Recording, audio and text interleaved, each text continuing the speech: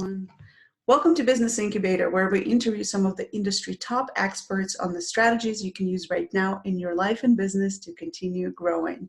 My name is Kat Halushka, and I'm here today with Emily, and we're going to talk about how to transition your live events online.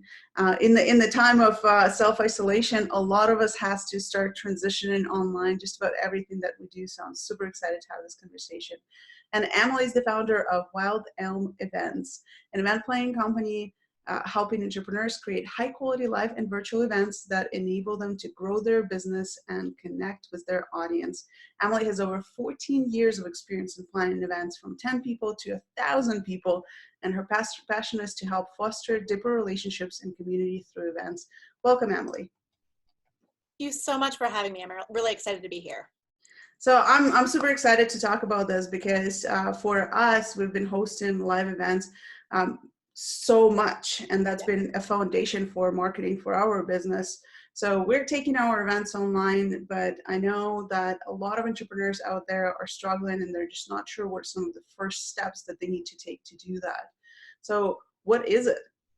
Yeah, so the first step I always think is kind of just defining what type of event you're having and what the different pieces of that event are. So for instance, like if you're doing a workshop, maybe it's only 2 hours, you want a teaching portion and a hands-on doing it portion and then a feedback portion. So kind of just really breaking down like the different pieces of your event, and then it's finding the platform that's going to work the best in order to deliver all those different pieces.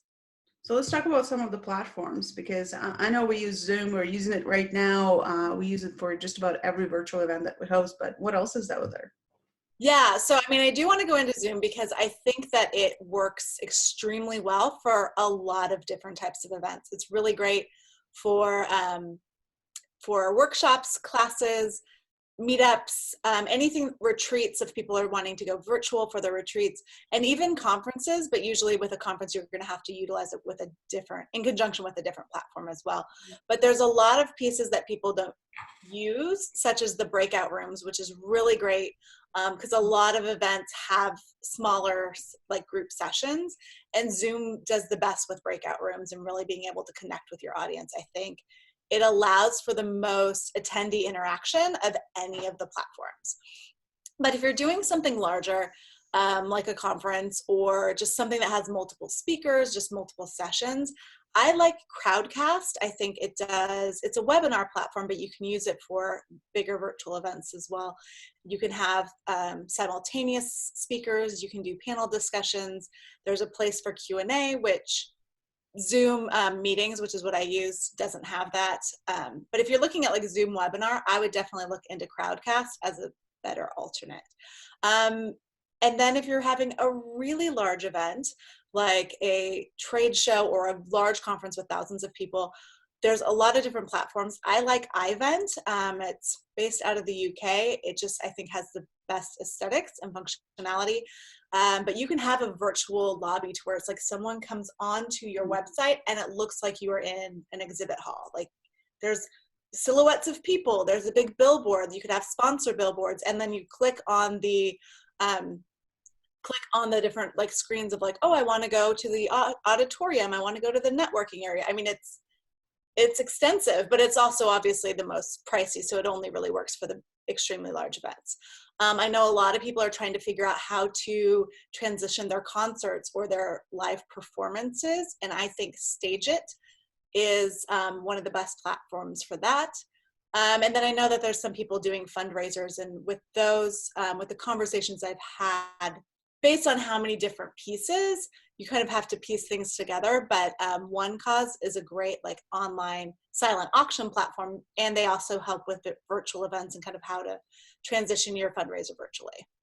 So those are just a few of the many, many, many different platforms that are out there. You know what? I didn't even think about that you can take a trade show online, but clearly there's tools that will allow for you to do it.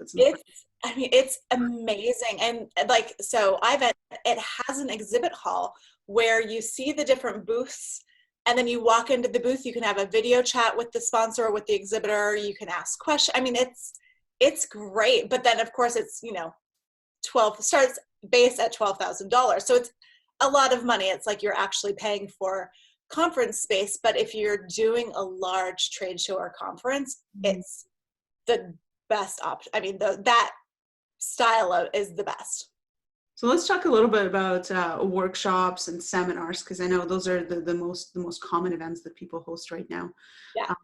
How do you still keep the audience engaged? But because it's so much easier, I'm a speaker, and so as a speaker, it's so much easier to create connection as you're in the live room with human beings in front of you. But it's so much harder through a screen and through a camera, right? So what are some of the things that we can implement? Yeah, that's a great question. And yes, you miss that in-person connection and like that feeling of engagement. It's hard to tell if people are paying attention or if they're doing other things, and there are more distractions. And for a workshop and seminars like you're talking about, again, I think Zoom is the best because you can see everyone's faces. You know if they're engaged, you kind of get that nonverbal feedback that you would in a live event. And it also allows for more one-on-one engagement. So as I mentioned before, you can do breakouts. So one thing I think is great if you're doing a workshop and you're teaching something and then everyone's implementing it, and then you break up into small groups to get feedback. You know, you can show what you've been doing. It just depends on what you're teaching. But then you can also break out individual people. So you as a host can break out an individual into their own breakout, just so you can have a one-on-one conversation if you're working on something. If you're used to kind of giving one-on-one instruction or feedback, you can still do that within Zoom. And I think that's kind of the key, is you really want to make sure that you're having as many touch points with your people, but then also really encouraging them to have conversations as well, encouraging people to be chatting up in the chat box. Like if there's a question there, if you know the answer, feel free to answer it. It's not just me, and really encouraging everyone that it's a collective event and that it's everyone's event, not just yours, to be talking at them for 2 to 4 hours or whatever the time is, and that it's collective. You want everyone engaged. You want everyone to really help each other out as much as you are helping them as well. Mm-hmm. That's amazing. And what about events that are longer than a day? Because I know some people host 3 days, 5-day events. And I mean, that's a long time to sit in front of a computer. Yeah, for sure. So, I mean, a few tips is I always think that you should have no more than 90 minutes, 2 hours at the absolute max in front of your screen. So not having them sit there, and then letting people take a 15-20 minute break, go to the restroom, get up, have a snack. And then when you bring them back, do an engagement activity. So do a 5-minute dance party. Movement is always really important if you're having a multi-day event, even for a 1-day event, because unlike a live event where you're getting up, you're potentially going to another room, like there's a lot more up and down. People are just like checking email during the breaks or something along those lines. So you want to encourage them to get up, get their body moving. It helps them focus. Also encouraging them kind of when they get back, doing an eye break where they step away. If there's a window nearby, they look at the farthest thing possible, because sometimes staring at a screen for 3 days can be extremely draining on our eyes.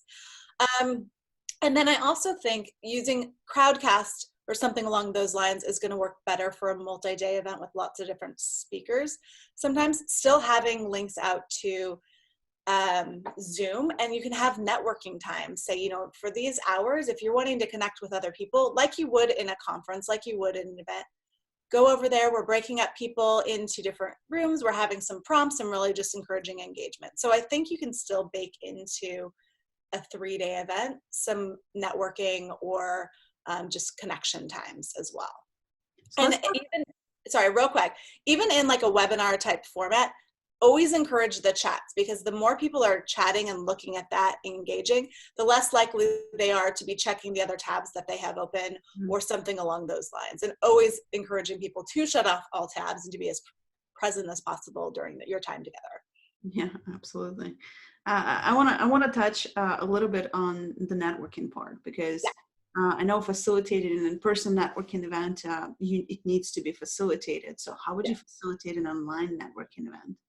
Yes. So I feel like a Zoom spokesperson. So if you're using Zoom for networking, you can do the chats. There's a way to put notes into the chats. So in the same way you would facilitate like asking them questions. So break up into groups and like go around, tell, where you're from, and then whatever icebreaker question you're asking, you can still do that in the Zoom rooms. And you as a host can chat, and that note feature kind of shows up in all the breakouts. And you as a host also can go into each of the breakouts, check in, see how they're doing, making sure that there's not one that everyone's quiet and kind of just looking around or not engaging. So like you kind of check in. If they're doing great, wonderful, go to the next one. If they're struggling, stay in that room for a little bit, like get the conversation going. And it's just a great way to continue the facilitation in smaller groups. And with Zoom, you can choose whether you like who's in each breakout, or you can just have them automatically randomly sort. And I think both options are great depending on what you're going for. Love it. And we've been hosting networking events every week now, just purely for continue creating connections, because now in self-isolation, it's just so much harder to keep in touch and build relationships. So we just encourage people to attend those. And I'm curious though, when it comes to fill-in events, I mean, we had a very fine-tuned strategy on how we do it for in-person ones, right? Yeah. Did you find that the strategy changed when it comes to fill-in online events? What are some of the things that we can do? Yeah, I do think that it changed. So a lot of times with in-person events, people get it on their calendar farther out in advance. The lead time for virtual events is much shorter, especially for if it's a networking event or something like that. It's the 48 hours before, because people they're just less likely to commit to something like not knowing, even though everyone knows that we're all going to be home. Right. I think for some reason it's a little bit harder to commit in advance. Not that people don't, but I've noticed that with virtual events, depending how big it is, like the couple weeks up to the 48 hours before is when people really buy in and decide what they're doing. So continuing to really continue that messaging all the way up until the event is really important. Even if it seems like people are seeing it so many times, it's really important to just continue that, because it's going to take potentially even longer for a virtual event. Only because right now there's a lot more things that are on people's minds, like potentially doing this isn't top of their mind. And I think what you mentioned about that connection piece, I think no matter what virtual event it is and what you're teaching, making sure that people know that now is not the time like to stay by yourself. Like, now is the time we need people more than ever. We need to be in connection. We need to be in community, and getting together with people who are working on the same issue or wanting the same outcome, like that an event provides, is so important. And just kind of stressing that part of whatever kind of events, even conferences, part of what you're doing is bringing people together, so people are feeling less isolated and have peers like they would in a real event. Yeah, I also want to make sure that we cover something that I know is on top of everybody's mind, and that's pricing. Yes. Are virtual events valued less just because they're virtual? And do you see people changing pricing strategies around the tickets? Yeah, I've seen both. I think if you're just offering the content that you did in your live event, then yes, the value and the ticket price is lower. But if you're able to continue to add value before and after, so that way the value of the whole event stays the same, you can keep it. So I know people who were having a retreat, they took it virtually, but they still sent out the swag. Everyone had t-shirts. They wore them at the same time. They also got I think it was 5 week, I'm not sure the exact amount, but a certain amount of coaching after the fact too. So it wasn't just the content at the event. There was accountability groups and also one-on-one, like maybe 1 or 2 one-on-one coaching or something like that at the end to bring up the value of coming to that event. So if in terms of like a networking event, you could add different things like, I was talking with someone yesterday about even just having some giveaways, giving away Amazon gift cards, giving away Audible gift cards, like something else that kind of is like where people are like, okay, I'll pay money because I know that I might get a $25 or $10 gift card or something like that. Or if there's a way to also continue that connection afterwards. So if you're at a networking event saying like, we're going to be facilitating accountability groups or mastermind groups or something else besides that one event afterwards. So if you come to the event, you're also going to get this other value after the event already ends. It doesn't end here, it continues on. Otherwise, if you're just wanting to have the content of the event virtually, then yeah, the ticket price does definitely go down. Awesome. Well, Emily, thank you so much for coming on and sharing your resources with us. I also know you have a checklist you would like to share with the audience. Yes, I do. I have a virtual event checklist. It kind of just goes through some of the things that I touched on here, just in a little bit more detail on just what you need to think about when you are planning a virtual event. So I know you will have a link, as well as if you want wildelmevents.com/checklist. I will have it there as well. Awesome. And you can find that link also under this video. Make sure to go and grab it, because this is such a huge value for you to be taking your events online, not just giving up on them. You can still meet people, connect, build relationships, and get clients even from the virtual events. Again, thank you so much, Emily. Stay healthy, stay safe. Same to you. Thank you so much for having me.